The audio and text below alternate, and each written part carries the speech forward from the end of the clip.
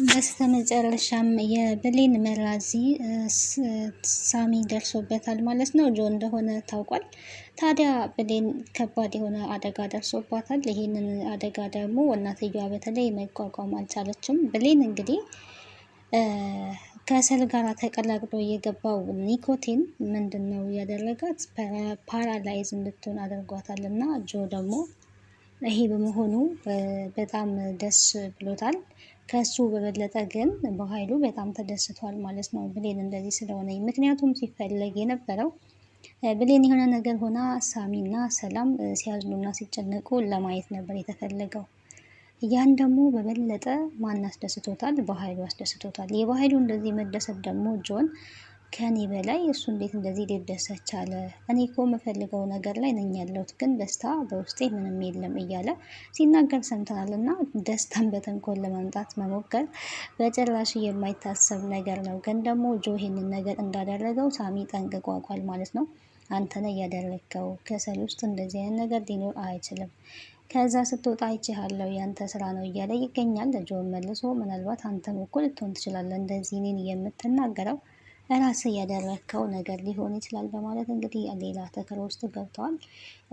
ዳግምም እችን አጋጣሚ ተጠቅሞ ሳሚ እኮ ምናልባትም እኔን እሺ ስላለችኝ እሱ እንደዛ አድርጎ ሊሆን ይችላል የሚል ነገር ውስጥ ገብቷል። እና ወይዘሮ ገነት በጣም አዝናለች። ሰላምን ብትሆን እንደዛው በጣም አዝናለች። ብሌን ግን ያው በቅርቡ እንደምታገግም እሷ ለማገገም ደግሞ የቤተሰቧ ክትትል የበለጠ እነሱ እሷ ጋር ደስተኞች ሆነው መታየት እንዳለባቸው ዶክተሩ ተናግሯል ማለት ነው። ሰላም ጤና ይስጥልኝ ውድና የተከበራችሁ የቻናሌ ቤተሰቦች እንዴት አላችሁ? በያላችሁበት የዓለም ዳርቻ ሰላማችሁ ይብዛ። ለዚህ ቻናል አዲስ ከሆናችሁ ሰብስክራይብ፣ ላይክ፣ ሼር እያደረጋችሁ ቤተሰብ እንድትሆኑ በአክብሮት ጋብዛለሁ። ተወዳጅና አስተማሪ የሆነውን እንግዲህ አደራ ቀጣዩን ክፍል ወደ እናንተ ይዤላችሁ መጥቻለሁ። በዚህ ክፍል አዳዲስ ነገሮችን አብረን የምናይ ይሆናል።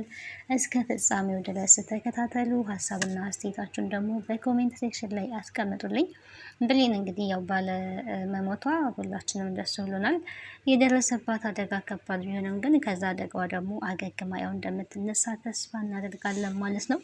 የጆ እቅድና ሀሳብ ይሄን ነገር ለማሳካት ነበረ፣ ግን አልተሳካለትም። እሷን ለማጥፋት ነው ትልቁ ሀሳቡ የነበረው፣ ግን አልሆነም ማለት ነው። ሀሳቡ በጭራሽ ሊሳካለት አልቻለም። በተወሰነ መልኩ ጉዳት ቢደርስባትም መናገር እና መራመድ ባትችልም ግን ህይወቷ አለ። ይህም ደግሞ ጊዜያዊ ፓራላይዝ ነው ብሏል እንግዲህ ዶክተሩና ክትትል ካደረገች በስነ ስርዓት ትኩረት ከሰጧት እና ከተንከባከቧት ወደ ሙሉ ጤናዋ እንደምትመለስ ተናግሯል ማለት ነው። ጆ ግን ያንን ሲያስበው የነበረውን ደስታ አላገኝም። በጣም ሲጸጸት ነበረ። የሆነ ያልገባኝ ነገር አለ ማለት ነው እያለ ይገኛል። ምክንያቱም በኃይሉ እየተጫወተበት እንደሆነ በአንድ ሀሳብ ያስባል። በአንድ ማለት የሆነ ሀብ 50-50 የሚባል ነገር አለና 50% እንደዛ ነው የሚያስበው ማለት ነው። ግን ደግሞ አይሆንም እንዴት ሊሆን ይችላል ይላል። ግን ብሌን ጉዳት ሲደርስባት በጣም እደሰታለሁ ብሎ ነበረ። ግን አልተደሰተም። ወደ የተደሰተው በኃይሉ ነው ማለት ነው። በኃይሉ በጣም ተደስቷል። በኃይሉ መደሰቱ የዚህ ያህል ደግሞ ጆን ግራ አጋብቶታል። እንዴት እየተጠቀመብኝ ነው ማለት ነው? እኔ እኮ በጣም እደሰታለሁ ብዬ ነበረ፣ ግን ልደሰት አልቻልኩኝም። እሱ በዚህ መሀል የተደሰተው እንዴት ሊሆን ይችላል የሚል ጥያቄ ፈጥረውበታል። ያው እዛ ሆኖ እንግዲህ ከአስታማሚዎቹ ጋር ተቀላቅለው ቤተሰብ ጋር ተቀላቅለው ስላለ ያው ተቀላቅሎ ጉዳት እንዳላደረሰ አይኑን በጨው አጥቦ ነው ማለት ነው እንግዲህ አይኑን በጨው አጥቦ ነው የምለው እኔ ሌላ ምን ልል እችላለሁ?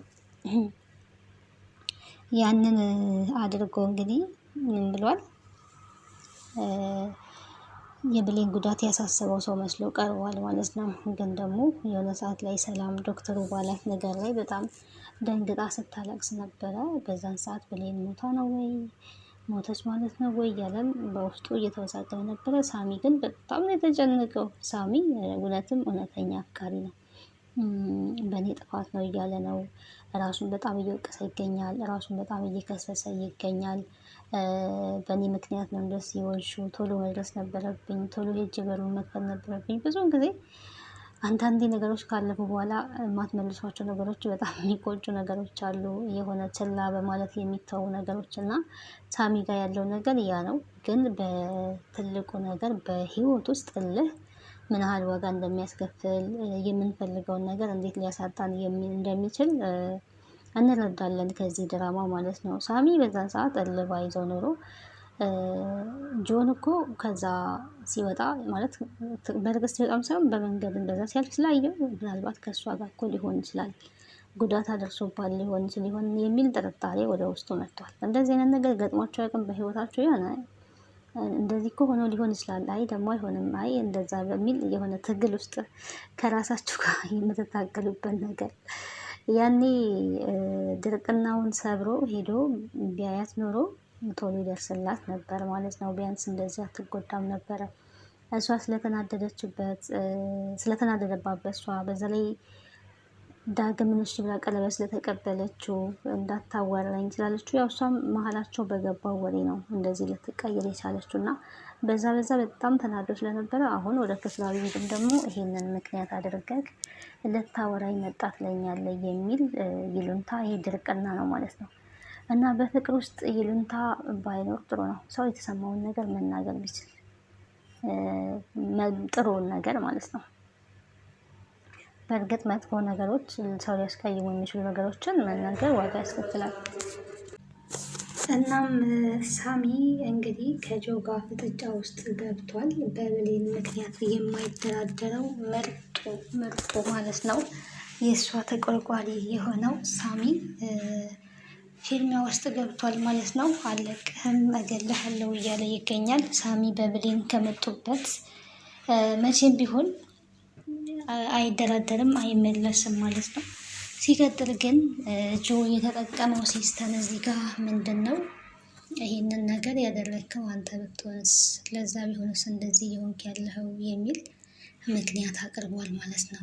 ሰላምም አሁን ላይ ምናልባትም ሳሚ ያለው ነገር እውነት ቢሆንስ እያለ ትገኛለች። ዳግም ደግሞ ያው ከሳሚ ጋር ስለማይግባቡ ብሌንን እሱ ቢሆን እንደዚህ ያደረጋት እስቲ እያለ ይገኛል። አስባችሁታል እንግዲህ አሁን ሌላ ጦርነት ሊፈጠር ነው ማለት ነው። ሳሚ ግን ያው ብሌንን አይደለም እንደዛ ሊያደርጋት ይቅርና እንደዚህ በመሆኗ ራሱ በጣም እየተጸጸተ ነው የሚገኘው። ቢያንስ እኔ ልደርስላት ይገባ ነበረ፣ እልህ ባይዘኝ ኑሮ ላተርፋ ትችል ነበረ፣ በእኔ ጥፋት ነው እያለ በጣም አስቧል። በጣም ተጨንቋል። እንግዲህ እጮኛዋ ነኝ ከሚለው ከዳግም በበለጠ ሳሚ በጣም ሲረበሽ በጣም ሲጨነቅ አይተናል። ከዛም አልፎ ተርፎ ይሄንን ነገር ያደረገው ጆ ነው በማለት ፊት ለፊት ተጋፍጧል ማለት ነው። ያ ግን ሲገላገል ነበረ ዳግም። ሲቀጥል ደግሞ ራሱ ቢሆንስ ያደረገው ጆ ያለው እኮ እውነት ሊሆን ይችላል የሚል ሀሳብ ውስጥ ገብቷል ማለት ነው። ወይዘሮ ገነት በጣም ተረብሻለች። ያው ይሄ ነገር ከመፈጠሩ በፊት እናቶች እንግዲህ ሆዳቸው ይነግራቸዋል ይባላል። ዛሬ ነው የሚሉት ነገር አለ ሲደብራቸው፣ ሲጨንቃቸው፣ ከብዶኛል ምናምን እና እሷም ያንን ነገር ሪአክት እያደረገችው ነበረ ማለት ነው።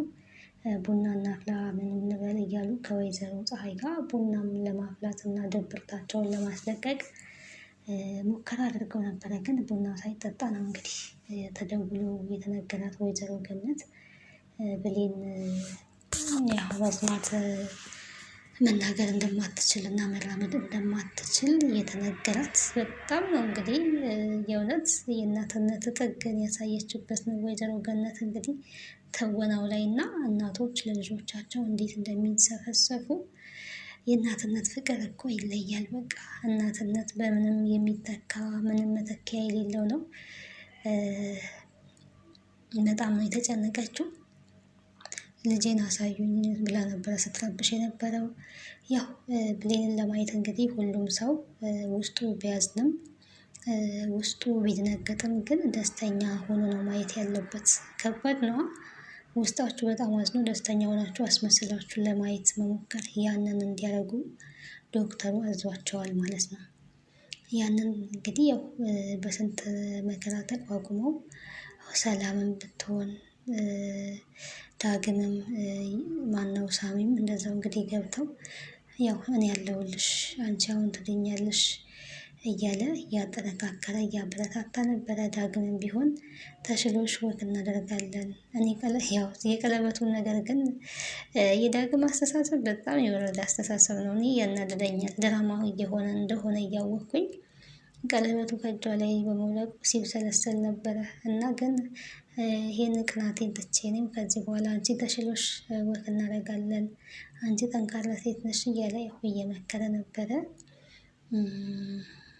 ብቻ የሚያስጨንቅ ነገር እሷ ጋር ማውራት እንደሌለባቸው ተነግሯቸዋል ማለት ነው። ምንም የሚያስጨንቅ ነገር ማውራት የለባቸውም። ጆ ግን የሚፈልገው የእሷን ጭንቀት ስለሆነ ሁሉም ሰው ያላዘነ መስሎሻል፣ ግን ሁሉም አዝነዋል። ግን ደግሞ አንቺ ጋር ሲመጡ እያስመሰሉ ነው። ያንን የሚያደርጉት ደግሞ ለአንቺ አስበው ነው እና ለእነሱ የምታስቢ ከሆነ ቶሎ ለመዳን ድነሽ ጠንካራ ሆነሽ መዳን አለብሽ አይነት ነገር እያላት ነው። ሁሉም አዝኗል። አንቺ ጋር ሲመጡ ግን የአንቺን ፈገግታ ለማየት አንቺ እንዳታዝኝ፣ አንቺ እንዳትጎጂባቸው እያስመሰሉ ይገኛሉ ብሎ ጆ እንግዲህ ዶክተሩ ማለት የማይባልን ቃላቶች እያለ ይገኛል ማለት ነው። ለባህሉ እንግዲህ ደውሎ ነግሮታል ማለት ነው ይሄንን ዜና። ስልክ አታነሳ ምን ሆነህ ነው ሲባል እንግዲህ ሆስፒታል ነበርኩኝ ምናምን እያለ ነው። እና ሆስፒታል ምን ኖሮ ነው ለምን ሄድክ ሲባል ያው ታምሜ አይደለም ብሌን ተመርዛ ነው ያለው። እና ግን አልሞተችም ሲባል ለምን ነው ያለው። ግን ያው ባትሞትም ግን መንቀሳቀስ አትችልም ሲለው በጣም ነው ደስ ያለው። አንበሳ ይብሏል። ግን ጆ እንዳሰበው ደስተኛ ሊሆን አልቻለም ማለት ነው። እሱ አስቦ የነበረው ብሌን የሆነ ነገር ከሆነች ሳሚና ሰላም ሲያዝኑ ሲጨነቁ እደሰታለሁ ብሎ ነው ያስበው። ሞታ ቢሆን ራሱ አይደሰትም። በዛ ላይ ደግሞ የሆነ የተደበቀ ነገር እንዳለ እየገባው ነው አሁን ላይ። የባህሉ ደስታ ደስታ አይደለም። ምክንያቱም የሆነ የሚፈልጋት የራሱ የሆነች ነገር ስላለችው ነው። ጋሼ እኔን እየተጠቀመብኝ ነው ማለት ነው ወይ የሚል ጥርጣሬም አለው አሁን ላይ። እኔን እየተጠቀመብኝ ነው ማለት ነው ወይስ እንዴት ነው? የዚህን ያህልስ እንዴት ተደሰተ? ለእኔ መጠቀሚያ እያደረገኝ እየመሰለኝ ነው አሁን እንኳን ሲል ነበር ማለት ነው። እየተጠቀመብኝ ነው እየመሰለኝ ያለው እያለ እንግዲህ ሲናገር ነበር። ያው ግን እውነት ነው፣ ጥርጣሬው ልክ ነው። እየተጠቀመበት ነው ማለት ነው። በኃይሉ እየተጠቀመበት ነው። ቃልም እንግዲህ ዶክመንቱን አግኝታለች። ለባህሉ መስጠት አለብኝ እያለች ከራሷ ጋር እየተከራከረ ትገኛለች። እስከ መቼ ድረስ ነው እንደዚህ ለእነሱ ውሃ እየተሸከምኩኝ ውሃ እየቀዳሁኝ የምኖረው? ስለዚህ ይህንን ዶክመንት እኮ ለባህሉ ብሰጠው ወደ ቤት ሊመልሰኝ ይችላል። ግን ደግሞ እሱ እንዳይከዳኝ የሆነ ነገር ማድረግ አለብኝ እያለኝ ከራሷ ጋር እየተማከረች ነው። ይህንን ነገር እንግዲህ የምታደርግ ከሆነ በጣም ከባድ ነው። ለባህሉ አሳልፋ የምትሰጥ ከሆነ ሌላ አጀንዳ ሊፈጠር ነው ማለት ነው። የት ሄደው ነው ደግሞ ያለችው? ያው እነሱ ተደነጋግጠው ነው ከቤት ሁሉም ሰው የወጣው። በድንገት ስለተደወለ በር እንኳን ሳይዘጉ ነው የሄዱትና በኃይሉ ጋር ደውላ ቃል ዶክመንቱን የምትሰጠው ከሆነ የሆነ ትልቅ ችግር ነው ሊፈጠርባቸው የሚችለው አሁንም ማለት ነው። በእንደዚህ እንዳለ እንግዲህ ብሌን ባትናገርም ግን እንትኗ ያው ውስጧ የማልቀስ የሆነ በቃ የመከፋት ስሜት እየተሰማት ይገኛል። በቀጣይ ክፍል እንግዲህ ቀጣዩን አብረን ነው የምናይ የሚሆነው። መጋለጥ አለበት ብዬ አስባለሁ። ጆ መጋለጥ አለበት ግዴታ ነው። ሳሚ ኦልሬዲ ነቅቷል፣ ግን ሳሚን የሚያምነው ሰው የለም አሁን ላይ ስለሚያስመስል፣ ጆ ስለሚያስመስል። ሳሚ ከመጀመሪያው ጀምሮ ጆ እዛ ቤት ከገባበት ሰዓት ጀምሮ ምንም አልተደሰተም። ምንም ሊያስደስተው አልቻለም። የሆነ ጠርጥሯል ማለት ነው። የሆነ ሁላችንም ሊጨርሰን የተላከ ሰው ነው። ሰላም ለምን አይገባሽም ንቂ እያላት ነው የሚገኘው እና ሰላምና ሰላምና ብሌን እናትና ልጅ መሆናቸውን ባለመናገሬ ነው ይሄ ሁሉ ነገር እየተፈጠረው እያለ እንግዲህ እየተጸጸተም ይገኛል። እናትና ልጅ እንደሆኑ እያወኩ ዝም ማለቴ ትልቅ ጥፋት ነው። ይሄንን ቢያውቁ ኖሮ ሰላም እና ብሌን አንድ ላይ ይተኙ ነበረ። ብሌን ከእናቷ ጎን ትተኛ ነበረ እንጂ ለብቻ ውጭ ላይ አትተኛም ነበረ እያለ እየተጸጸተ ይገኛል። ሰላምን ብትሆን ታዲያ ብርድ ልብስ ብሰጣት ኖሮ ከሰል ይዛ ስትገባ ተይ ብላት ኖሮ በቃ የሆነ ነገር ሲፈጠር ያው የሆኑ ምክንያቶችን እንደዚህ ብናደርግ ኖሮ እንደዚህ ብናደርግ ኖሮ እንደዛ ብናደርግ ኖሮ የምንለው ነገር አለች እና በህይወታችን ውስጥ አንዳንዴ ያው የሆነ ነገር ማድረግ እየፈለጋችሁ የሆነ ሳታደርጉት ትቀሩና ያ ነገር ደግሞ ዋጋ የሚያስከፍልበት ጊዜ አለና በቀጣይ እንግዲህ ቀጣዩን ክፍል አብረን የምናይ ይሆናል። ስለነበረን ቆይታ አመሰግናለሁ። ቤተሰብ ያልሆናችሁ ቤተሰብ ሁኑ። ሀሳብና አስተያየታችሁን በኮሜንት አስቀምጡልኝ። ባይ ባይ።